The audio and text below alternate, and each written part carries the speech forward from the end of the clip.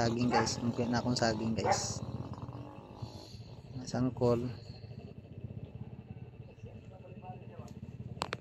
Sangkol guys ang akon nga badi-badi. Power kayo. Kay kung way siya guys, yawan ko pangakot. Karon guys ara na, madama akong saging ni timbang. Samtang sangkol gira panaog ng uban. Guys, gina-classify na guys ang E tapos C kag RX. Pero na ako mga saging guys, kuha na guys na puro na good plus E. May ara dira nga 12 ka sako, ay 12 ka sako, 12 ka kilo nga kuan RX. Mura man tong RX na kun guys. Guys, gisulod na sa kuan guys sa crates. Napilian naman na kay dalon ko pandanan nila sa Manila. Mao din yung proseso guys nga pagsulod nila sa crates guys. Para dili malata kay sakay pa man nato sa barko kag idalon sa Manila.